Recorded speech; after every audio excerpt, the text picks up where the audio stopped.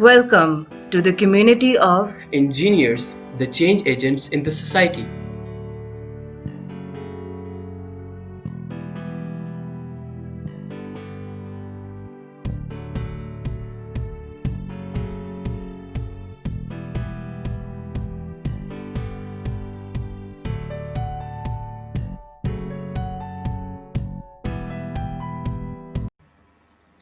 In this video, we will discuss the thermal stresses. Thermal stresses are the stresses caused by the change of temperature. So far in Hooke's law, we discussed the stresses under constant temperature. But in real life, the temperature does not remain constant. We can think of a body which is being heated or being cooled. So it is very important to know the effect of change of temperature on the body. Let's consider a prismatic bar.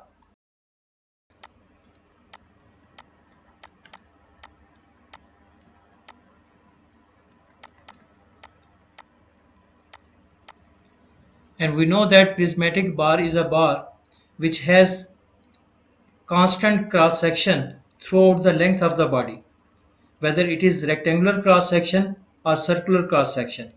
Now consider a same prismatic bar on a surface, and we take this surface as a frictionless surface.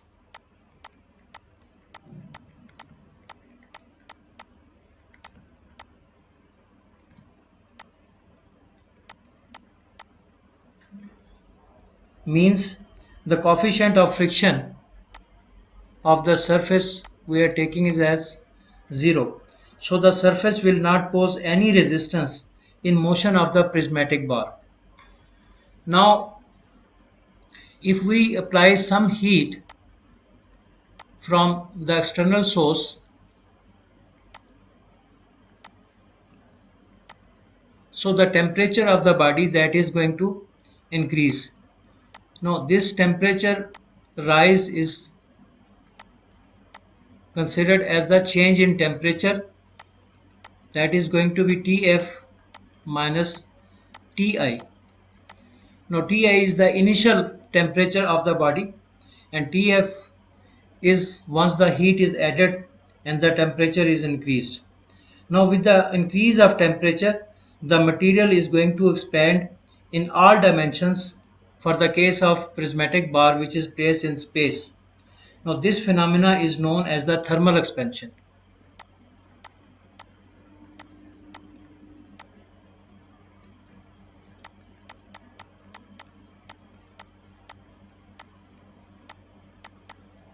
And if we remove heat from the body, that phenomena we will term as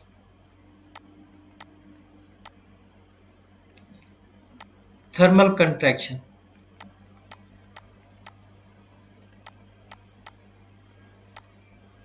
Now this thermal expansion is caused by the heat addition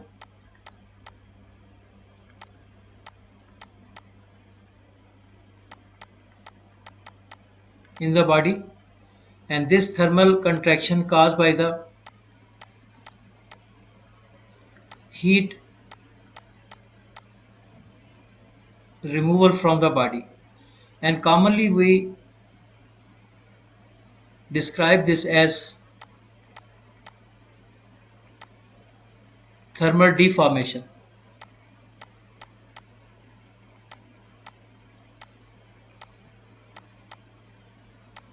Means there is going to be some change in the dimensions of the body, and if it is being heated or there is a heat addition in the body, there is going to be the thermal expansion, and if there is a heat removal from the body, that is going to be the thermal contraction, but both of the cases will result into the thermal deformation in the body. So if we consider this heat addition, the dimension of the body that is going to be increased. Now here in this video we will discuss the cylindrical bodies. These bodies will have narrow cross section as compared to the major dimension. Now we take that major dimension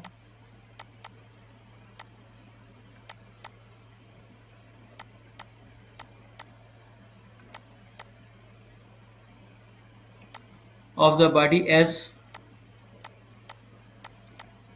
axial dimension.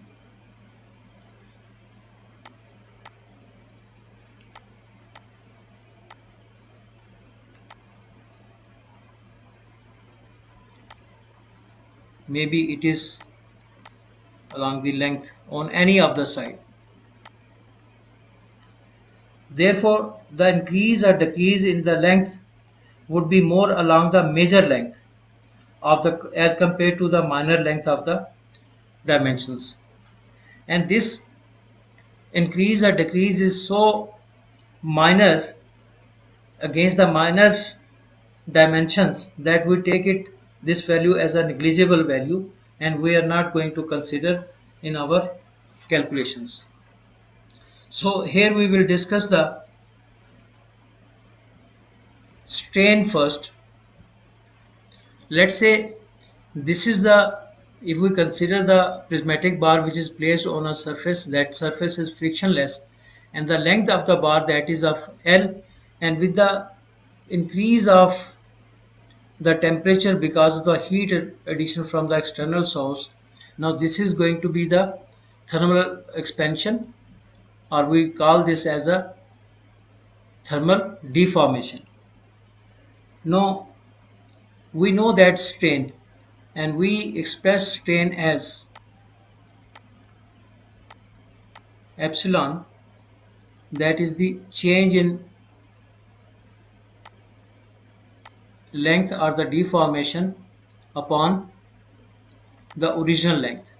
Now here we describe this del t as this is the deformation,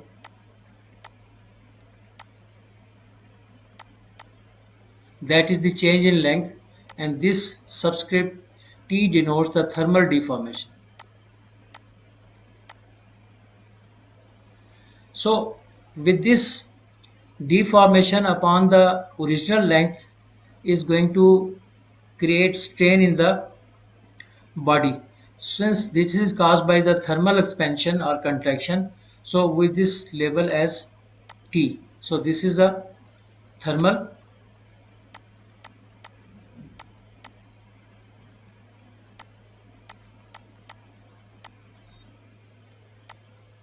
strain. And if we keep on increasing the temperature, the change in length is going to increase. So it means this thermal strain is directly proportional to the change of temperature. And if we remove the signs of proportionality, so we can write this as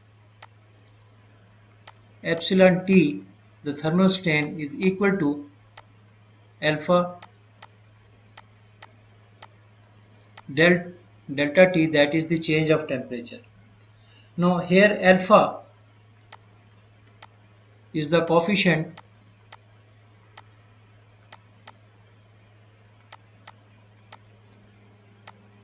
of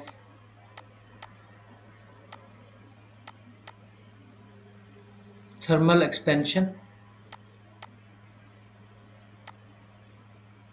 or contraction.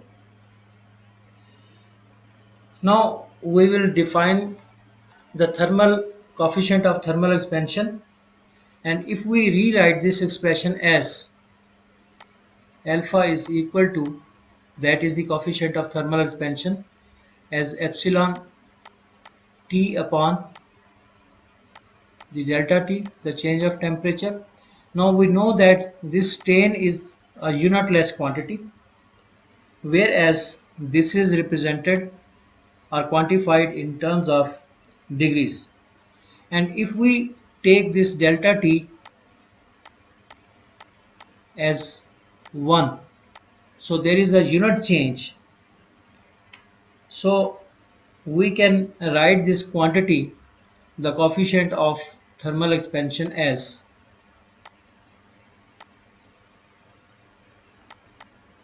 quantity per degree Celsius or degree Fahrenheit or Kelvin.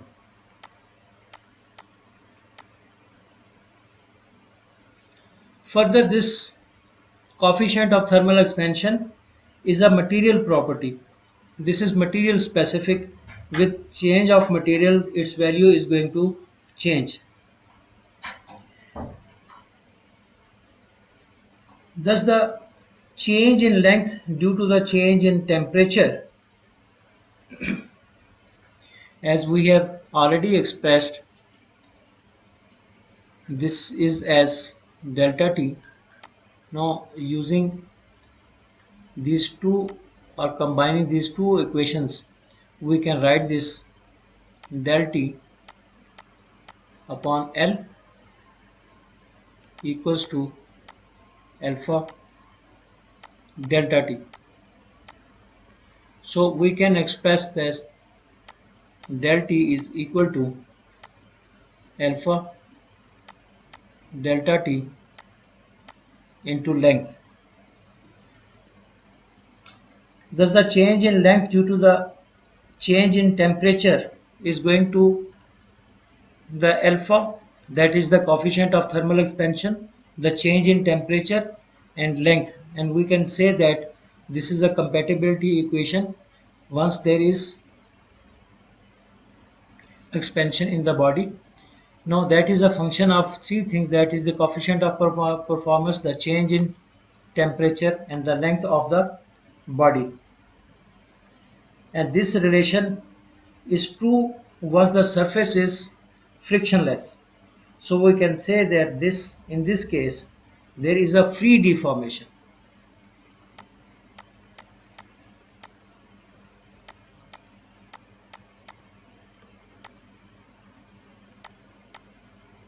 No restriction is posed against this thermal expansion or contraction. Maybe if we call this as free expansion,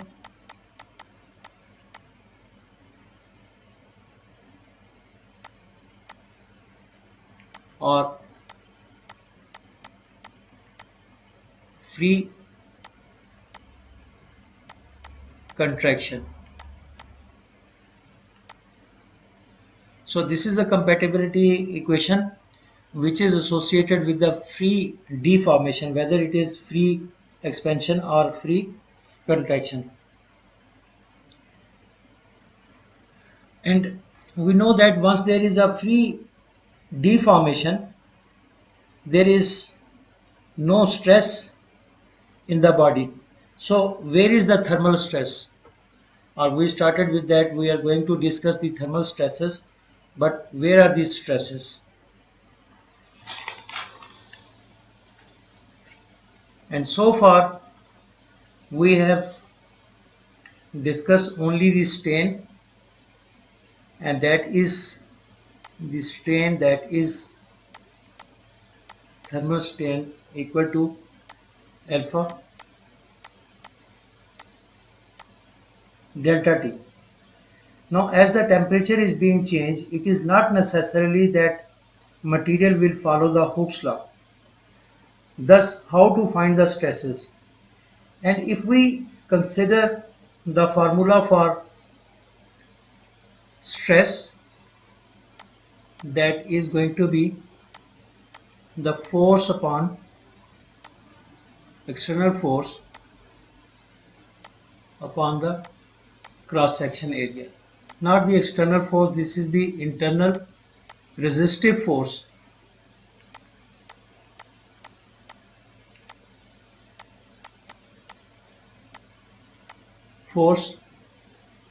caused by the application of the external force. But here we see that there is no application of any external force, and as a result there is no resisting force that is being generated within the body. Thus it is, if there is no external force, then there is not going to be any of the internal resistive force. So once there is no resistive force, means the value of P, that is 0. So stress in terms of the thermal stresses, if I write this as with subscript T, This is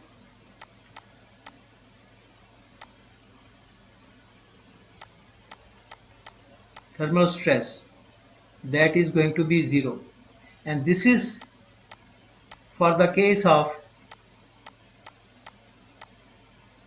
free deformation.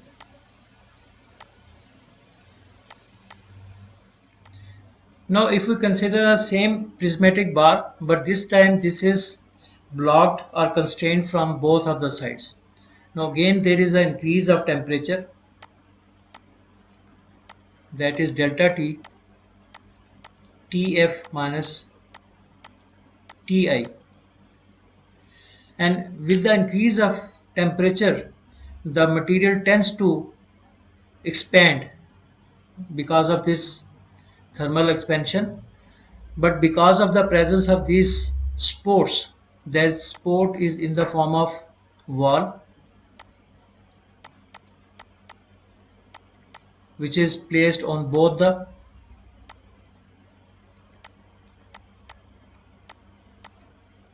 ends. Now this is causing restriction in the expansion of the material. Now if we remove these pores, it means there is a opposite forces that is being exerted by the spores, and this force is in the form of compression, that is again, so there is going to be the deformation, that is because of the, that is thermal expansion, that is alpha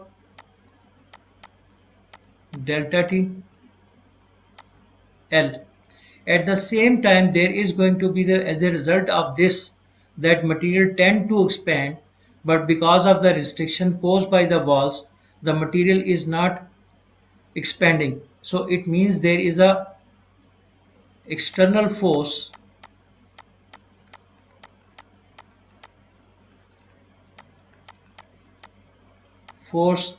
which are again caused by the this thermal expansion. Now here in this case the external force is compressive in nature.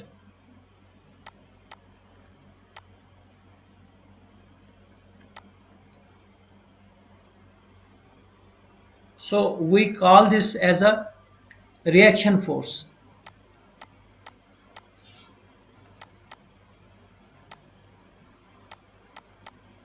That is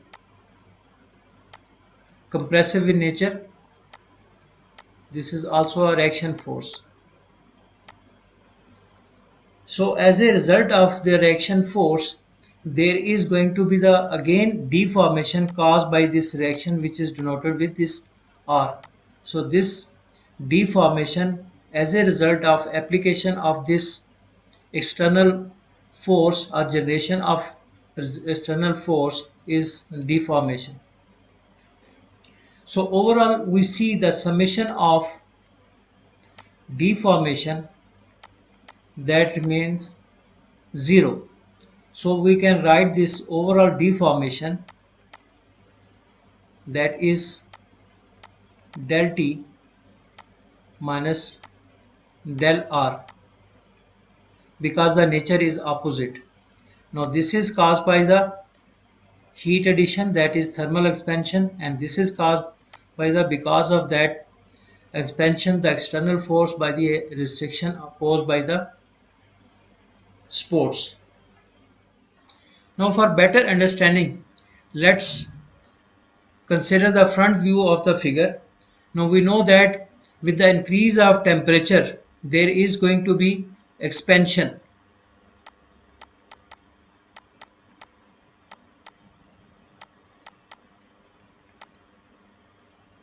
in the material, or material tends to expand, but because of the presence of the spores the reaction force that is generated, and because of that there is going to be the contraction.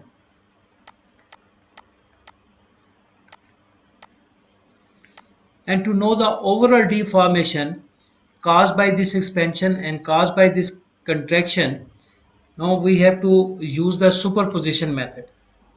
In superposition method,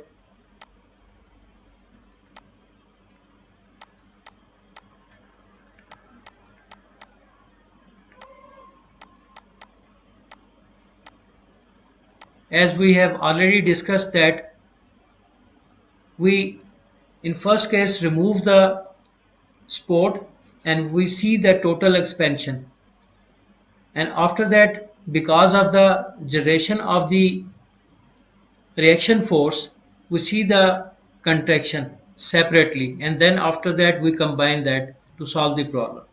Now in this case we have removed one of the sport, and as a result once there is a change in temperature, that is Tf minus Ti, there is going to be the expansion, that is del T alpha delta T L. This is the compatibility equation for the free expansion. Now for the second case, once there is a reaction force caused by the sport, there is going to be the contraction, and that is the deformation as a result of reaction force. We calculate with this PL upon AE. Now this is opposite in nature of this. Here we have the expansion,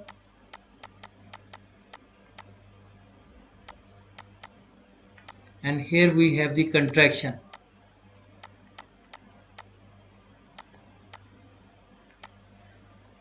Now so we can write this as del T is equal to del R. So using the value of that alpha delta T L equal to P L upon AE. Now here P is the reaction force.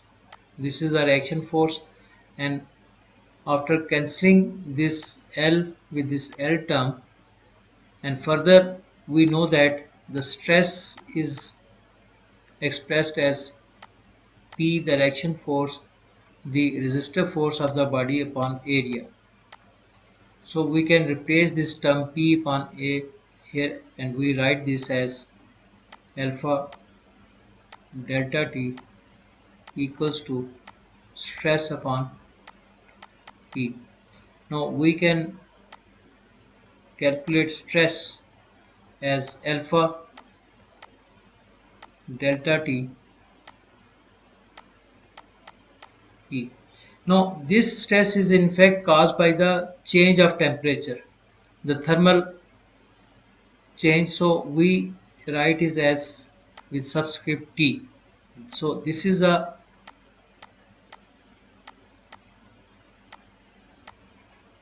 thermal stress.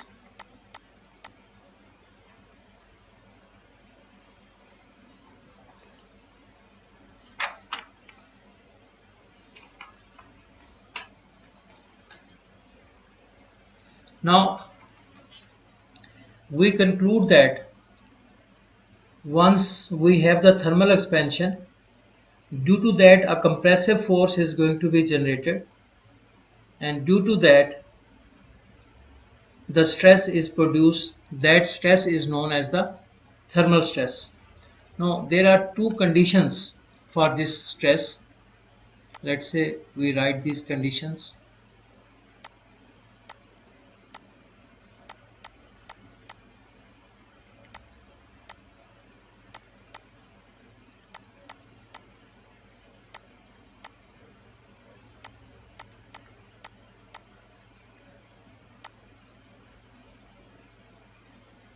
And what are those conditions?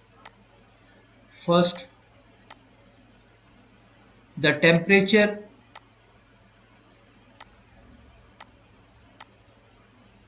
must change and further in that the TF, if TF is greater than TI, then there is going to be expansion because of the heat addition, and if Ti is less than TF is less than Ti, that would be as a result of cooling. Now the second condition is the deformation.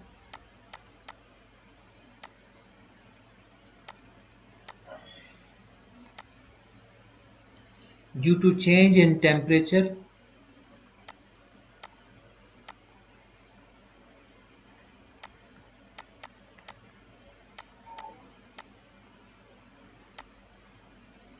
should be restricted.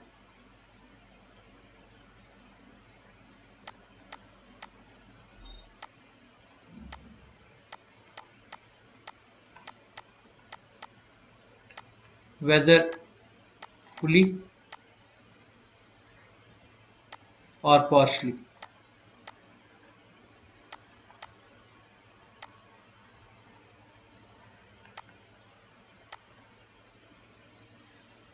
And if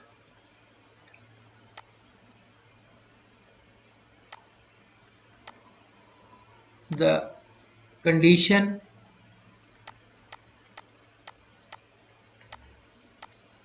one is only satisfied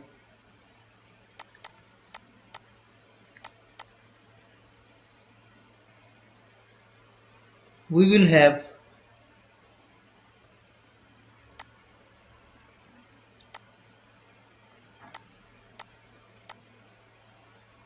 free expansion or free deformation.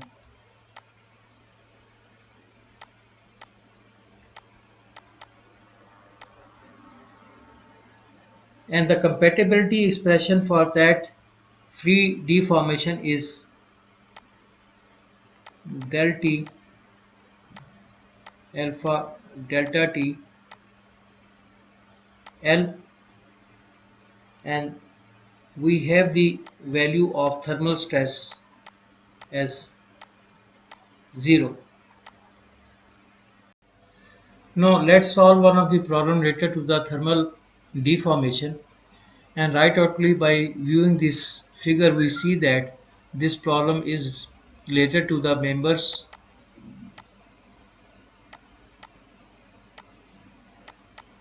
in series,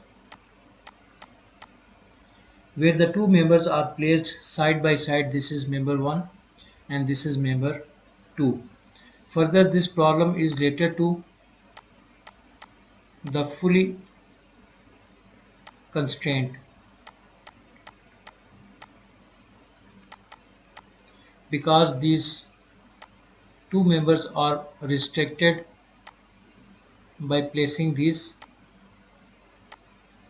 walls at the extreme ends. Now we have to find the thermal stresses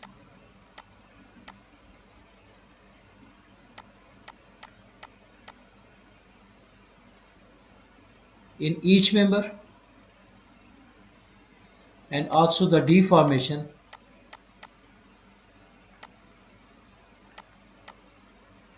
for the case of each member.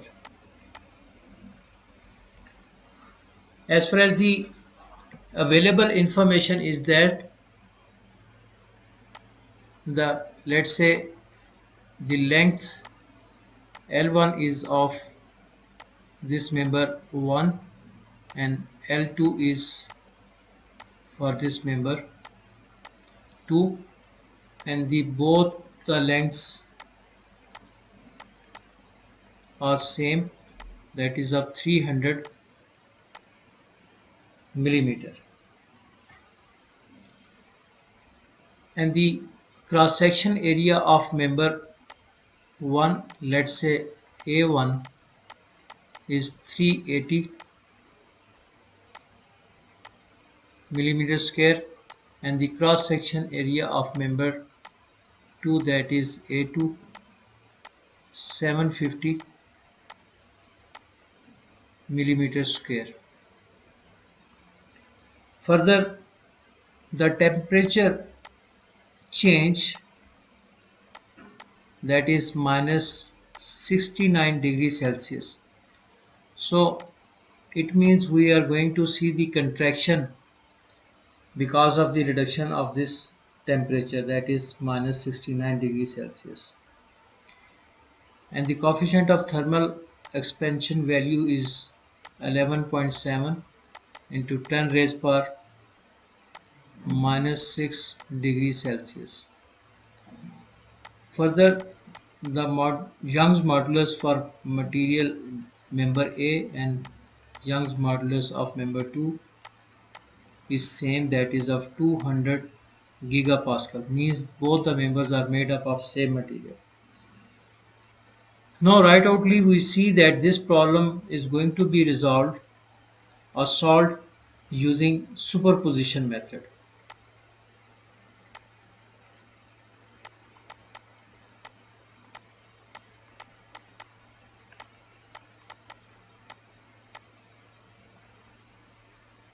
In that, first we have to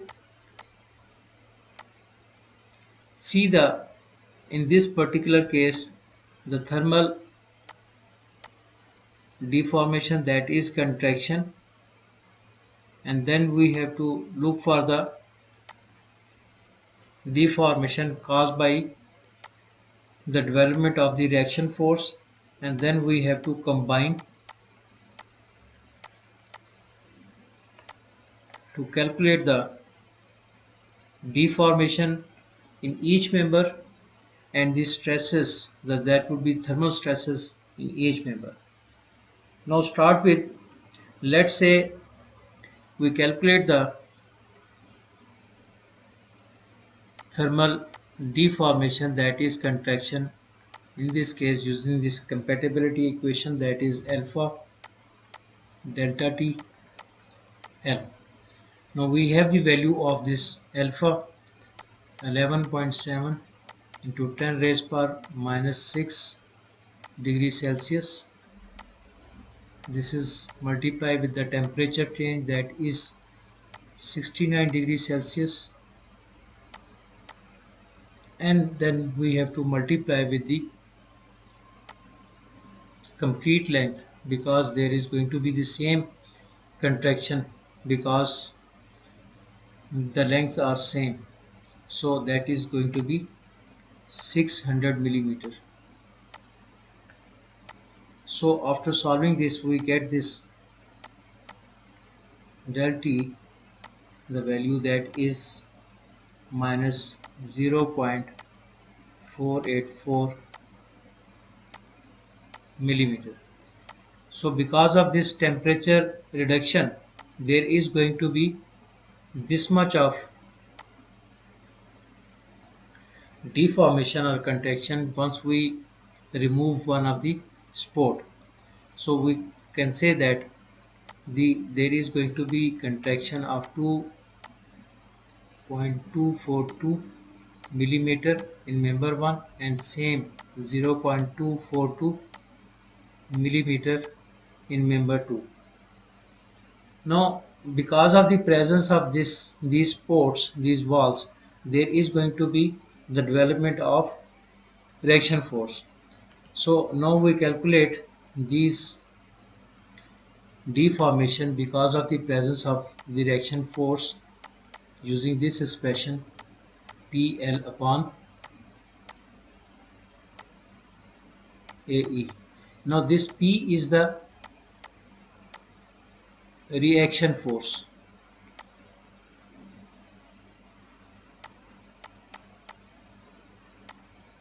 and we don't know the value of this reaction force, but we know that the overall deformation is going to be overall deformation is going to be del T minus del R 0.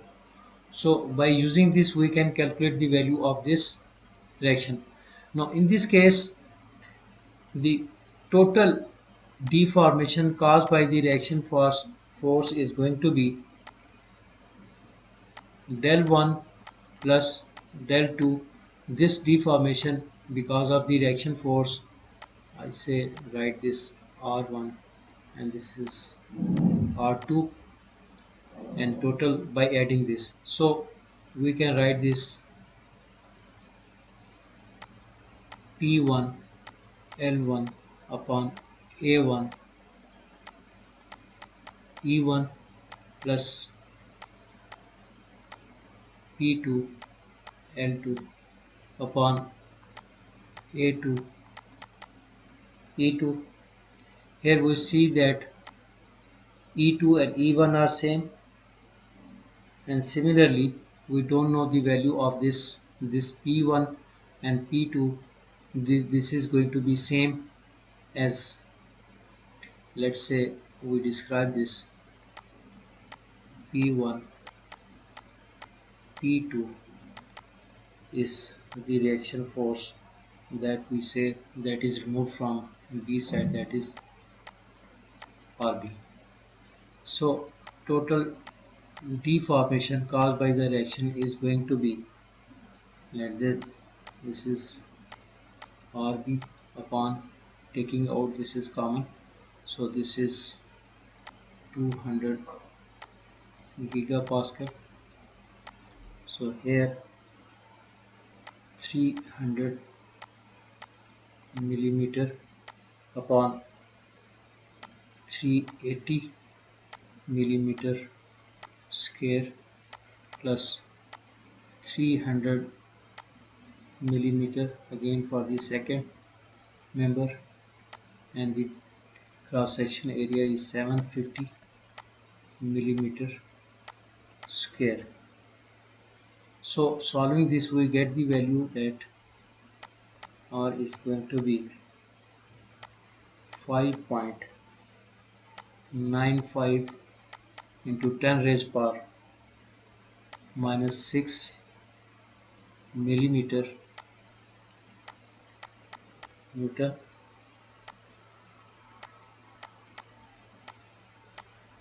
RB. Deformation. The total deformation that is going to be del T plus del R equal to 0. So using these values, so we have the value of this, that is minus 0.484 millimeter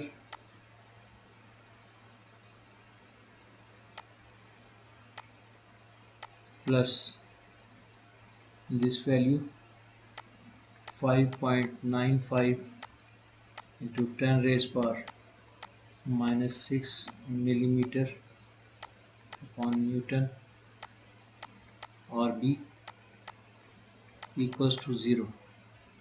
So we have the reaction force value, that is 81.34 kilonewton.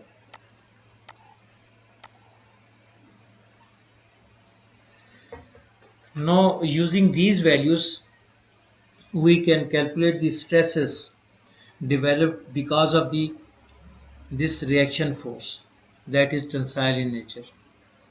Now to calculate the stresses, now for stresses in each member 1 and member 2, let's say the stress sigma 1 P1 upon A. Now P1 is the RP, that is 81.34 kilonewton upon cross section area, that is 380 millimeter square. So we have the value of sigma 1, that is 214 megapascal for the case of member 1. Similarly, for member 2, sigma 2 is equal to P2 upon A2. So P2 is same RB, that is 81.34 kilonewton upon 750 millimeter square. So the value of sigma 2 is going to be 108.5 megapascal.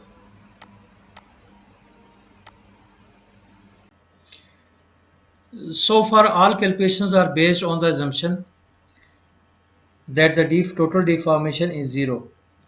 Now we will calculate the strains in member 1 and member 2, and again there is going to be two strains. The strains caused by the change in temperature and the strains caused by these stresses. Now to calculate the strains caused by the change of temperature, that is using this expression epsilon T equal to alpha delta T. Now we have the value of this alpha, coefficient of thermal contraction or expansion, 11.7 10 raised power minus 6 degrees Celsius, and the total temperature reduction, that is 69 degree Celsius. So we have the strain after solving this, minus 807 into 10 raised power minus 6 microns. Now solving for strains caused by the reaction force or the stresses. So for member 1,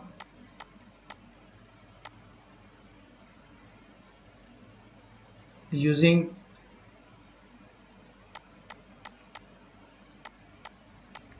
Hooke's law expression, that is sigma is equal to E epsilon. So epsilon 1 is going to be sigma 1 upon E, and we have the value of sigma 1, that is 214 megapascal, which we have just calculated,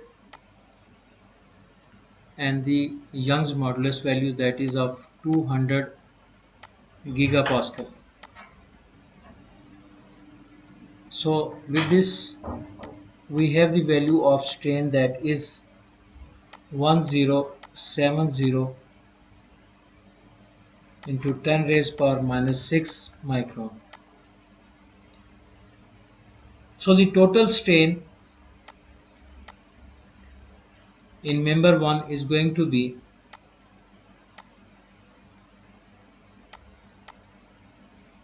epsilon T, the thermal strain caused by because of the temperature reduction, plus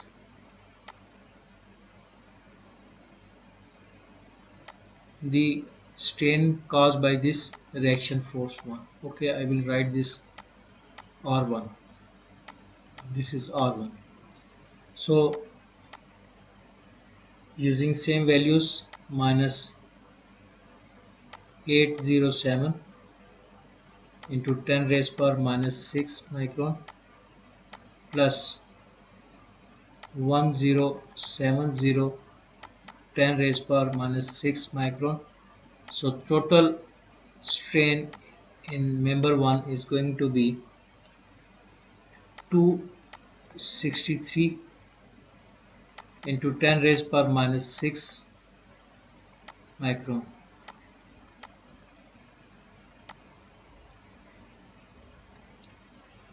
Now we will calculate strain for member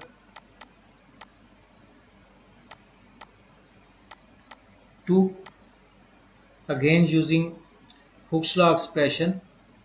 So epsilon R2 is going to be sigma 2 upon E2. E2 is same for both the members. So here sigma 2 value which we have calculated 108.5 megapascal upon 200 gigapascal. So we have the value of strain caused by the reaction force in member 2, that is of 542.5 into 10 raised power minus 6 micron. So the total strain in member 2 is going to be epsilon 2 plus epsilon R2. So we have the value that is this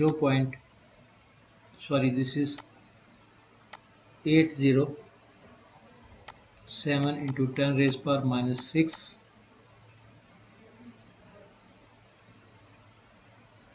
from plus 542.5 to 10 raised power minus 6 micron.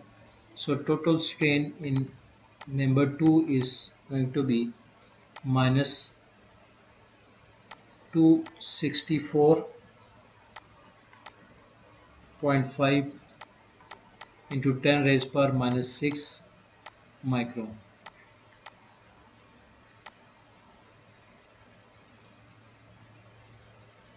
Now with this we calculate the deformations in section 1 of the member 1 and member 2 using basic expression, that is del is equal to epsilon L. Now we know the value of member 1 and member 2, the strain. So for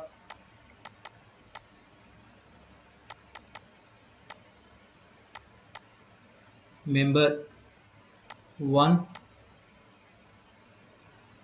we say that del 1 is equal to epsilon 1 L1.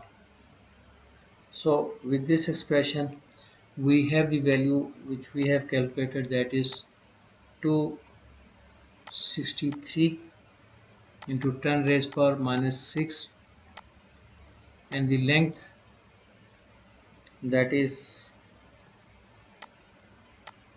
300 millimeter. So the deformation in member 1 is going to be, after solving this, 0.0789, or we may write this as 0.079.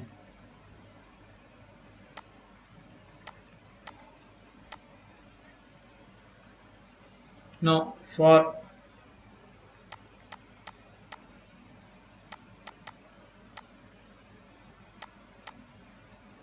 member 2, again using same expression, del 2 is going to be epsilon 2 which we have calculated, and the length. So this is going to be minus 264.5 10 raised power minus 6, and the length is 300 millimeter. So the strain in 2 is comes out to be minus 0.079. 0.079. So this is deformation. So overall deformation is going to be del deformation in member 1 plus deformation in member 2. So we have the values, that is 0.079 minus 0.079. So total deformation is 0. So with this we have calculated the thermal stresses in member 1 and member 2, that is thermal stress in member 1 214 megapascal, and the thermal stress in member 2, that is 108.5 megapascal. And also we have calculated the deformations in member 1, that is of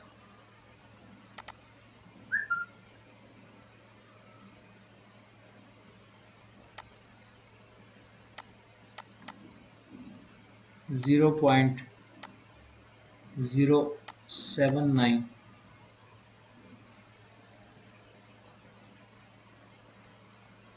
millimeter and again minus 0.079 millimeter.